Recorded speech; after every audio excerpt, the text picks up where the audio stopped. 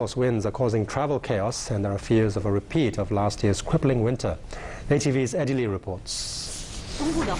With Lunar New Year just days away and mainland travel at its peak, a massive cold front has hit the north of the country and is causing chaos. It's dumped as much as 35 centimeters of snow in some places, twice as much as last year. The temperature in some areas dropped 12 degrees Celsius overnight.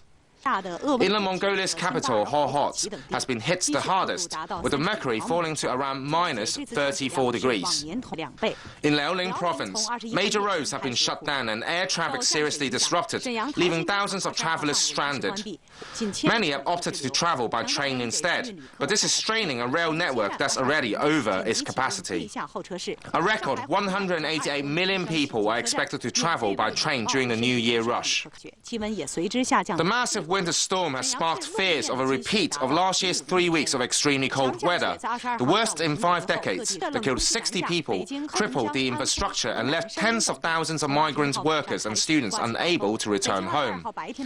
The cold front, which travelled south from Siberia, is expected to linger around for a few more days.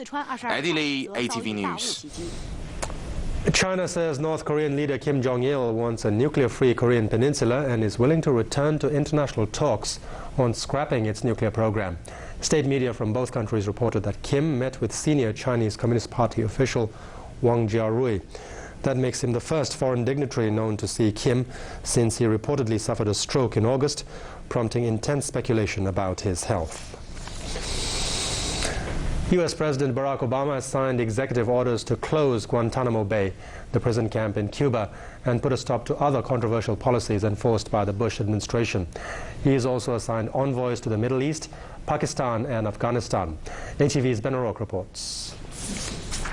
Guantanamo Bay has been a stain on America's human rights record since it began taking in the Afghan battlefield in January 2002.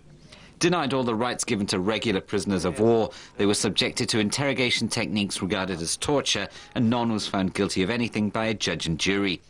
Now, US President Barack Obama has signed executive orders that include closing Guantanamo and reversing many of his predecessor George Bush's policies that authorized harsh interrogations, secret kidnappings, and spying on ordinary Americans. This is me following through on not just a commitment I made during the campaign, but I think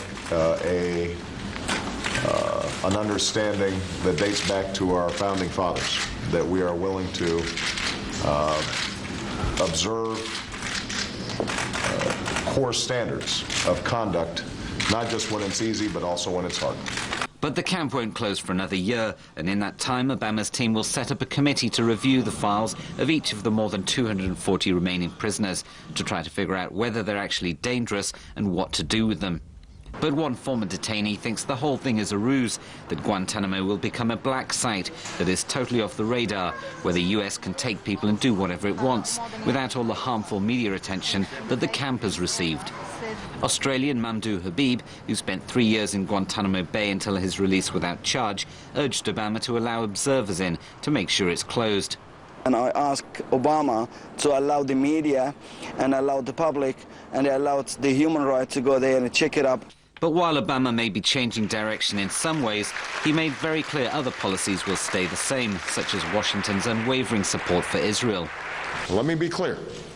America is committed to Israel's security, and we will always support Israel's right to defend itself against legitimate threats. For years, Hamas has launched thousands of rockets at innocent Israeli citizens. No democracy can tolerate such danger to its people, nor should the international community. Obama's new Secretary of State, Hillary Clinton, insisted the new administration would restore America's standing in the international community. The President is committed to making diplomacy and development the partners in our foreign policy, along with defense. And we must be smarter about how we exercise our power. Obama has named former Senator George Mitchell as Middle East envoy and one-time ambassador to the UN, Richard Holbrooke, for Afghanistan and Pakistan. Holbrooke is a controversial choice, as he is seen by many as a neoconservative, although he's a Democrat, and he has a history of conflict with key members of Obama's foreign policy team. He's also criticized Obama for wanting to meet leaders of countries vilified by the US, such as Iran, without conditions. Ben O'Rourke, ATV News.